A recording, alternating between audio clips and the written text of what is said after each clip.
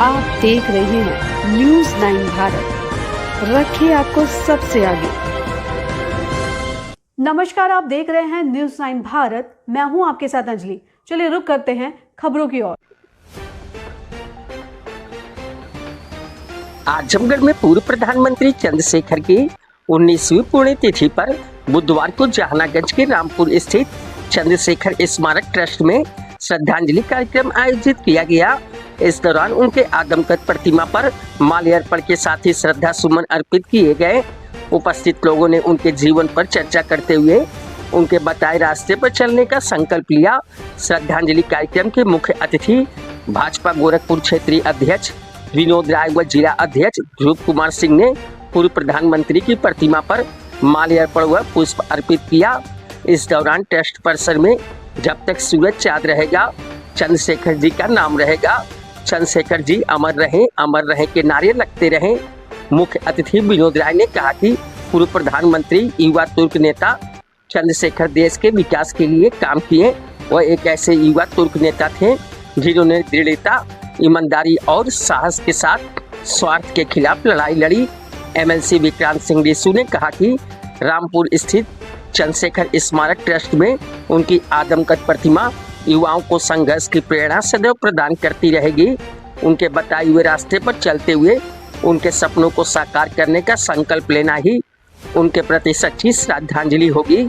इस अवसर पर उदय शंकर चौरसिया, पूर्व ब्लॉक प्रमुख अरुण कुमार सिंह, ब्लॉक प्रमुख रमेश कन्नौजिया, सठिया प्रमुख अरविंद सिंह, ट्रस्ट प्रबंधक ब्रजेश कांडू, कोषाध्यक्ष लाल बहादुर सिंह लालू सहित क्षेत्र के संभ्रांत नागरिक जनप्रतिनिधि उपस्थित रहे।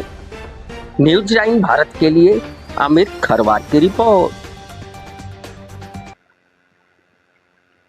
और आज अरे भैया मोबाइल आप आज क्षेत्रीय अध्यक्ष बने हैं आजमगढ़ में, कमल खिलाने के लिए क्या रणनीति बना रहे हैं?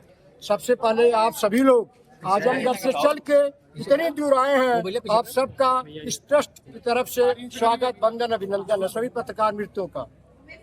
जहाँ तक आप आजमगढ़ में कमल खिलाने की बात कर रहे हैं, बंगाल में अगर कमल खिल सकता है, हमारी 3/4 बहुमत की सरकार बन सकती है, तो आजमगढ़ में भी 10 की 10 सीट हम सभी लोग जीत करके कार्यकर्ताओं के बल पे, अपने नेताओं के बल पे भारतीय जनता पार्टी के झोली में डालने का पूरा प्रयास करेंगे, कठिन परिश्रम करेंगे।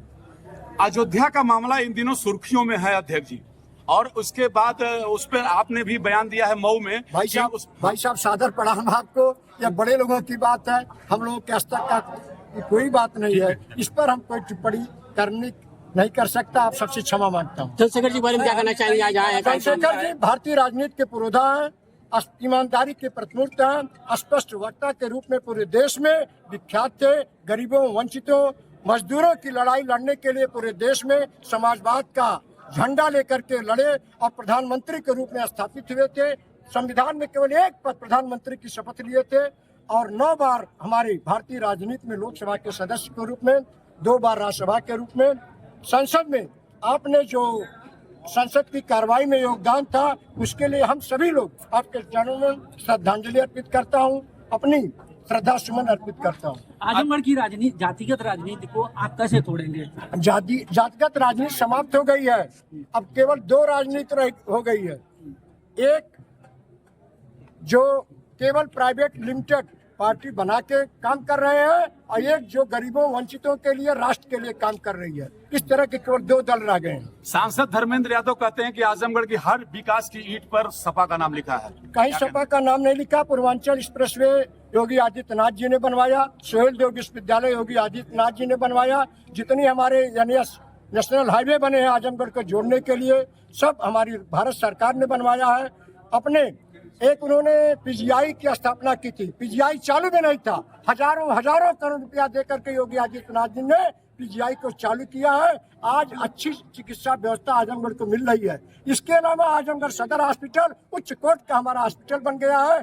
हमारा तरवा का हॉस्पिटल 100 बेड का उच्च कोर्ट का हॉस्पिटल बन गया है। हमारा तरौलिया का हॉस्पिटल 100 बेड का उच्चीकृत हॉस्पिटल बन गया है। हमारा लालगंज का हॉस्पिटल 100 बेड का उच्चीकृत हॉस्पिटल है। जिले के सभी सीमाओं पे बढ़िया से बढ़िया व्यवस्था के साथ, सभी अत्याधुनिक सुविधाओं के साथ अस्पताल काम कर रहे हैं। फिर भी आयुष्मान कार्ड किसी ने पूरे देश में किसी ने नहीं सोचा था। हमारे लोकप्रिय प्रधानमंत्री ने गरीबों के लिए 5 लाख की चिकित्सा सुविधा दे करके महान काम किया है। हम सभी लोग उनके चरणों में प्रणाम करते हैं कि गरीबों की चिंता अगर किसी ने किया तो नरेंद्र मोदी जी ने किया। फिर भी आयुष्मान क्या कहना चाहते हैं? जो रोड है अभी तक बना नहीं, वो बन रहा है मेरे मित्र भी बन रहा है। देख रहे हैं सड़की चौक अध्यक्ष जी ये बताइए, हाई क्लास रोड बनेगी। आगे सर अध्यक्ष जी कल के स्वागत में जिस तरह अध्यक्ष जी ने धक्का कर दिया, स्वागत नहीं करने दिया कई लोगों को। कोई धक्का, मेरी बात सुनिए, कोई धक्का मुक्ति नहीं। भारतीय जनता पार्टी के सभी कार्यकर्ता संस्कार राष्ट्रभक्त उसको पकड़ के किनारे किया गया, धक्का दिया गया। बात सुन लीजिए, आपको सम्मान नहीं करने दिया गया। कई कार्यकर्ताओं को सिद्धार्थ राम सिंह का बयान आया है कि इस तरह का नहीं करना चाहिए। बयान मेरे पास रिकॉर्ड है अध्यक्ष जी। ठीक है, कोई आशा